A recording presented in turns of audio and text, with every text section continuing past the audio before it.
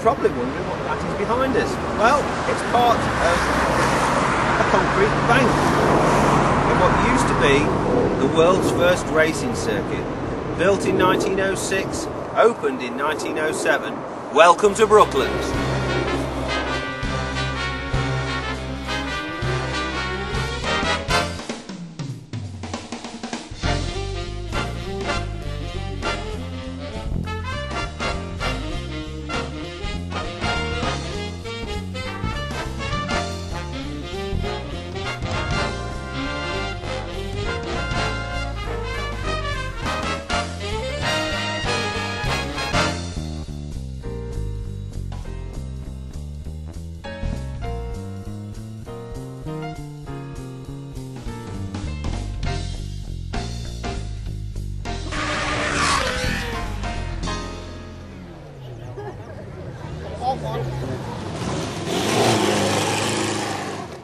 A familiar sight to all lovers of all things automotive, the members' banking and bridge at Brooklands. The banking's original, the bridge sadly isn't. So who built the circuit and why? Well, it was built by a wealthy landowner and entrepreneur, Hugh King, because he didn't like the way that our drivers had no facilities to practice on or even race on in this country. So he gave us the facilities and gave us this wonderful speed bowl he called Brooklands.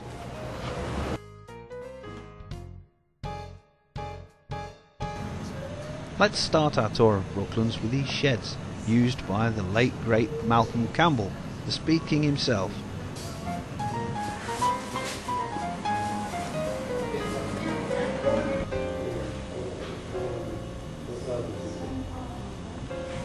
And of course, forerunner of the Muggy Miner, a Morris 8 horsepower. And the Napier Railton, which still holds the outer circuit record for Brooklands track at 143 miles an hour.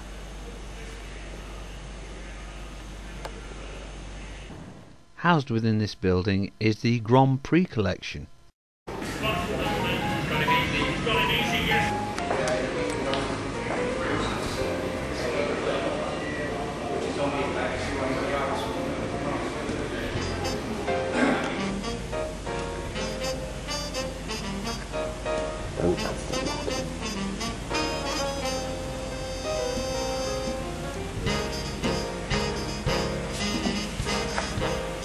And now it's time for a brief look into this wonderful old building, the original Brooklands clubhouse.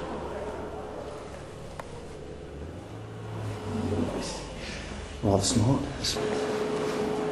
Now, of course, the Brooklands clubhouse was built alongside the circuit in 1906 and was extended at a later date.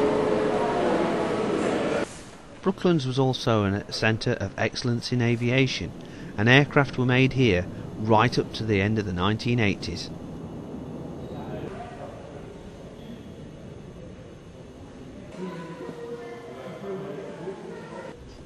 One of the most interesting exhibits that was actually built at Brooklands is this Wellington bomber, brought up from the bed of Loch Ness, where it crashed during the war. Section of Wellington bomber.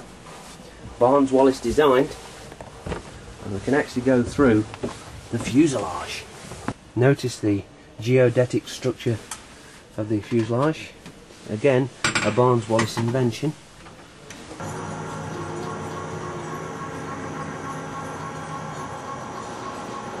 Now this is impressive, a stratospheric chamber containing the whole nose section of a Vickers Valiant V-bomber. More aviation exhibits are found outside, ranging from this V.S.C.C 111 to a VC-10 to my favourite aircraft, the TSR-2, or a nose section of it, and of course, Concorde. And now we take a look at Brooklands Test Hill. Here seen with the Vintage Sports Car Club putting their cars through their paces. The test hill was devised to test acceleration and braking. Acceleration was tested on the car trying to get up the hill, which can be as steep as 1 in 4. Braking, of course, trying to come down safely.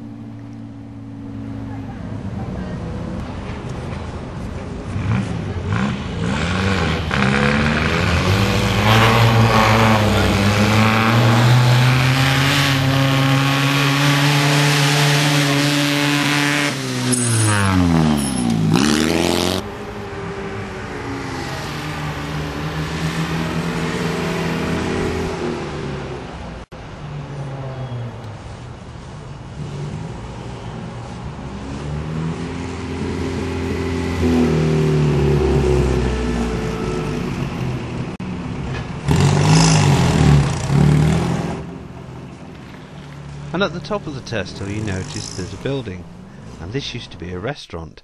Behind it, something concrete and a bit sinister.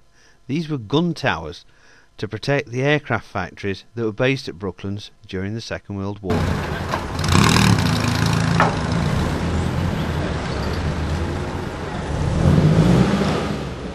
Not only does Brooklands contain the excellent Spirit of Brooklands Museum, well worth a visit, but it also plays host to many automotive events throughout the course of the year. From this, the V.S.C.C, to events like Auto Italia, which can be best described as a major drool fest for all fans of Italian cars.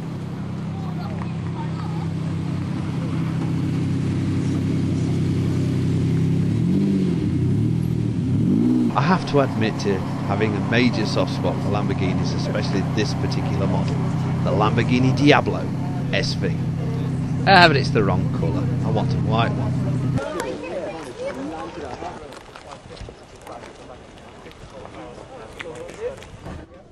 The main thing about Auto Italia is it's not just supercars, it's any cars, as long as they are Italian. As you can see from this test hill action.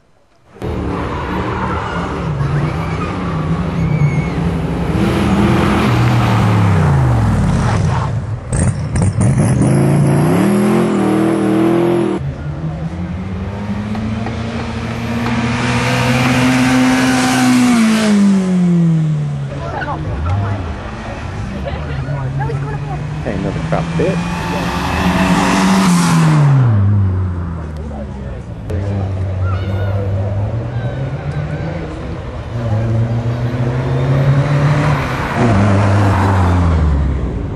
Because Alpha's used to race here, it's one of the old brands.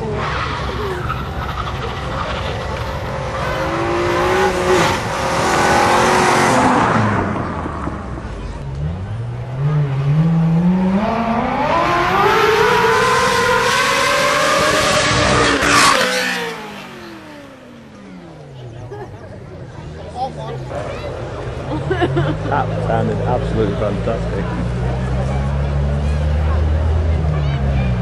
And a rather asthmatic fit.